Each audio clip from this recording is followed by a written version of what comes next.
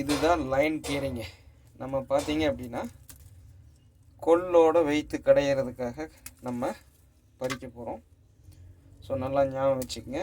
இரும்பு சத்துக்காகவும் ஓகே, நம்ம சொல்கிற மாதிரி கொழுப்பை கரைக்கிறதுக்காகவும் இந்த கீரையை முக்கியமாக பயன்படுத்த போகிறோம். இது கிள்ளி வச்சாலே போதும் வளர்ந்துடும்.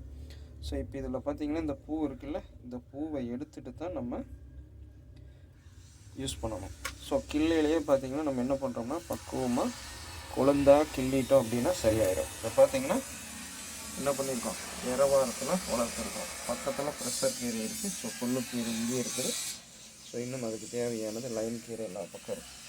ஸோ இப்போ நம்ம என்ன பண்ணுறோம், பறிச்சுக்கலாம். ஸோ கொள்ளு 100 கிராம் போட்டிருக்கோம். ஸோ இப்போ வந்து பார்த்திங்கன்னா அதுக்கு தேவையான அளவு பறித்த போதும், நிறையா வேண்டியதில்லை.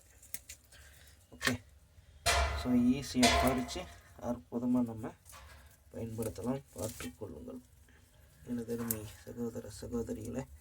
இரத்த விருத்தி, ஓகே, இரத்த சுத்தி, கொழுப்பு கரைக்கிறது, தொப்பையை குறைக்கிறதுன்னு அத்தனைக்கும் யூஸ் ஆக போகுது. தெளிவாக பார்த்துங்க. கிள்ளி வச்சுருக்கிறது தான் சாதாரண தொட்டியில், கவரில், கேரி கவரில் கூட வச்சுருக்கிறோம் பார்த்துங்க.